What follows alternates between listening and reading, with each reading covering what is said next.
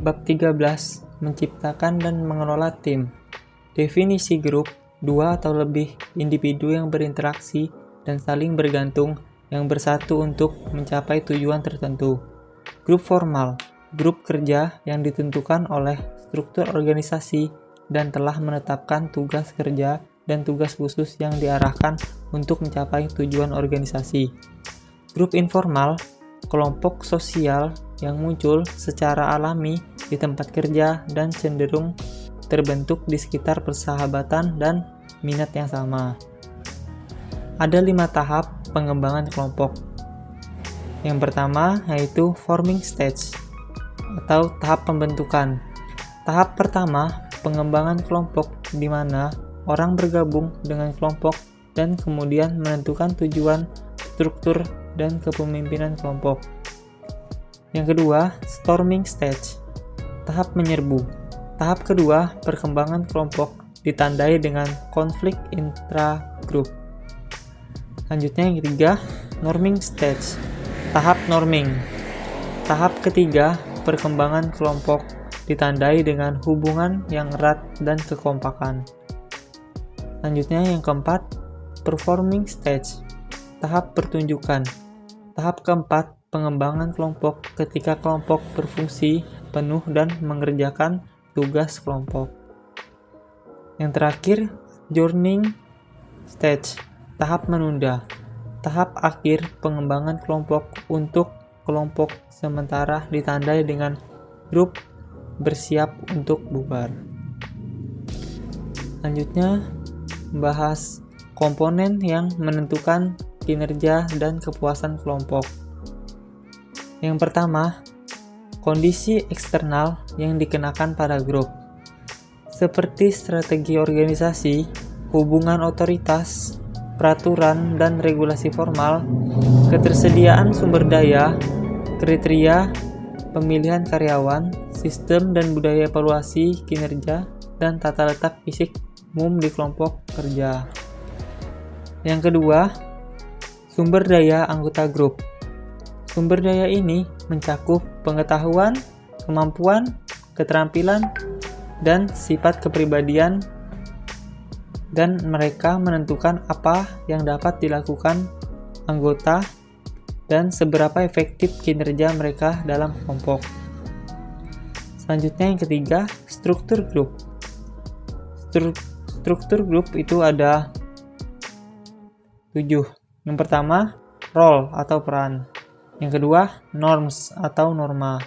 Yang ketiga, conformity atau kesesuaian.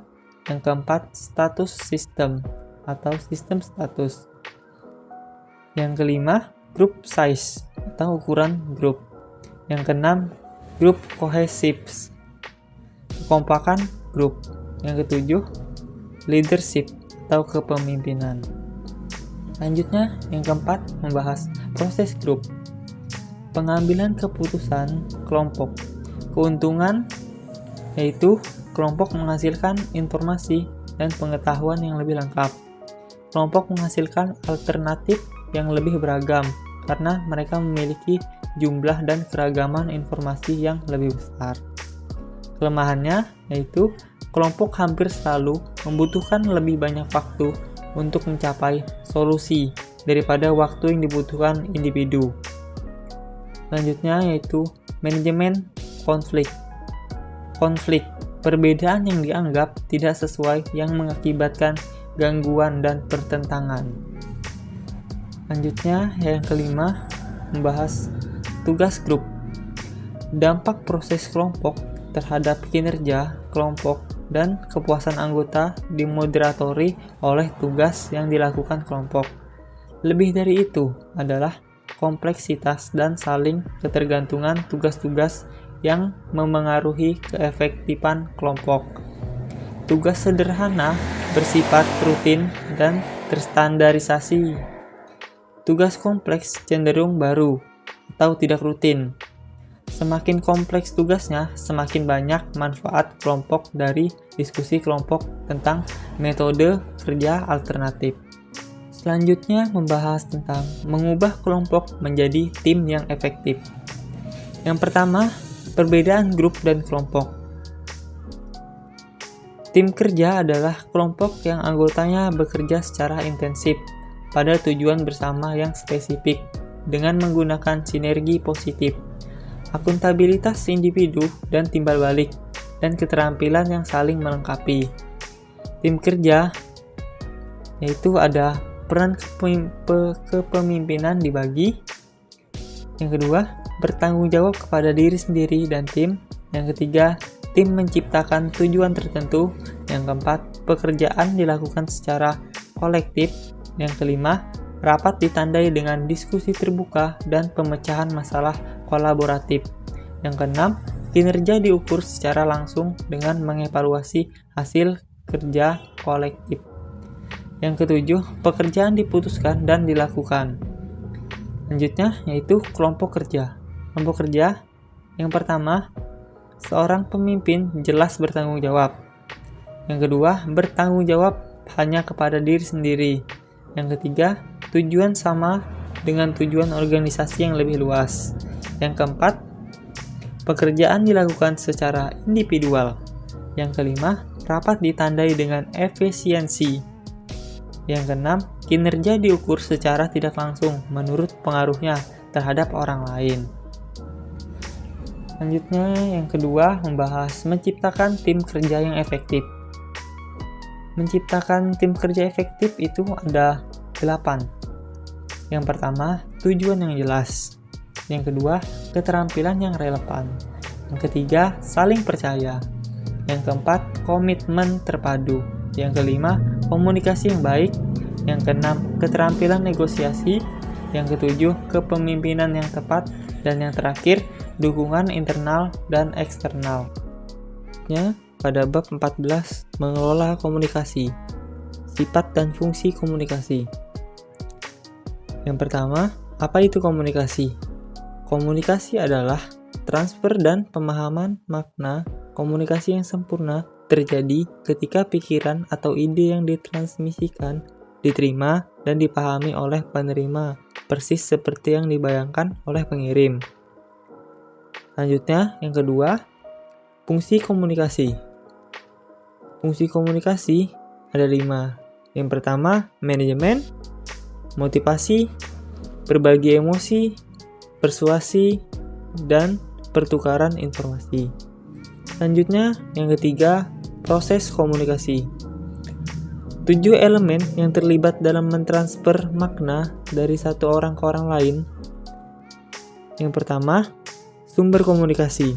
Yang kedua, pesan. Yang ketiga, encoding. Yang keempat, saluran. Yang kelima, decoding. Yang keenam, penerima. Yang ketujuh, umpan balik. Selanjutnya, yang keempat, mode berkomunikasi. Ada 3. Yang pertama, komunikasi lisan. Contohnya, pidato. Keuntungannya, kecepatan, umpan balik, dan pertukaran. Kelemahannya, ketika sebuah pesan harus melewati sejumlah orang, semakin banyak orang, semakin besar potensi distorsinya. Yang kedua, komunikasi tertulis. Contohnya, surat, email, pesan instan, blog, majalah organisasi, dan metode lain apapun yang menyampaikan kata-kata atau simbol tertulis. Dan yang terakhir, komunikasi nonverbal, yaitu mencakup gerakan tubuh, intonasi, atau penekanan yang kita berikan pada kata-kata dan ekspresi wajah.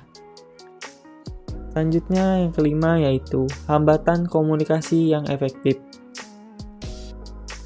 Ada 6. Yang pertama, information overload, yaitu terjadi ketika informasi melebihi kapasitas pemrosesan. Yang kedua, filtering, yaitu manipulasi informasi yang disengaja untuk membuat tampak lebih menguntungkan bagi penerima.